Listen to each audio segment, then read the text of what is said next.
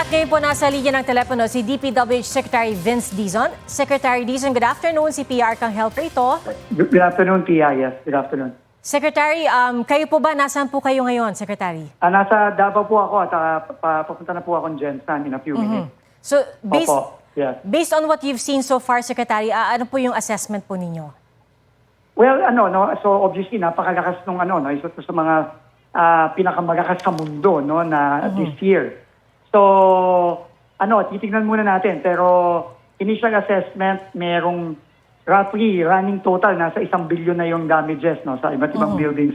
Sa Jensan pa lang yun. So, papunta na ako dun ngayon at titignan natin kung ano yung mga pinaka-critical na buildings at iba pang infrastructure na kailangan nating madali ng pagsasaayos. Pero ang importansya din is kailangan makipag-coordinate tayo sa LGU para masigurado na yung mga building kailangan ma-secure muna para hindi na muna papasukin ng mga tao kasi marami pang mga aftershocks na nangyayari dito .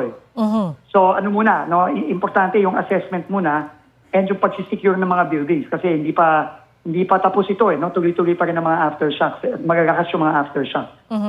Sir, so I will give more information when I arrive in Jensan. So, I can't say any more than that. Kakarating ko lang dito . But sir, who will be taking the lead when it comes to doing the damage assessment and securing the buildings? Ano po yan, LGU po ang lead naman lagi sa disaster, Ang national government nandyan to give all the support sa LGU, So, sabay-sabay na kami ng NDRRMC na dumating sa Jensan in a few minutes. So, papunta na kami doon in a few minutes. So, we will give more updates when we arrive on the ground sa Jensan. Kasi yun talagang epicenter nito, Sir, sa Jensan, Sarangani area. Sir, pahabol lang po kasi sinabi po ni Pangulong Bongbong Marcos, we will not leave Mindanao behind. So, ano po yung directive or parang outright directive para sa DPWH? Ang directive po ni Pangulo, pumunta kaagad kami dito para siguraduhin na yung mga critical infrastructure may repair agad-agad, Kasi ang pinaka-importante sa disaster, yung movement nung relief . So we have to make sure the roads are all passable and and we have to make an assessment of the buildings to prevent any more issues sa mga kababayan natin doon. So kailangan muna nating siguraduhin na safe yung mga kababayan natin.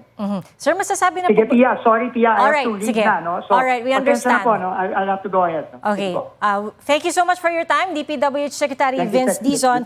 Kalalapag pa lang po namin niya sa General Santos City. So mamaya pag dumami na po ang hawak niyang impormasyon, kakausapin po natin muli si Secretary Vince Dizon.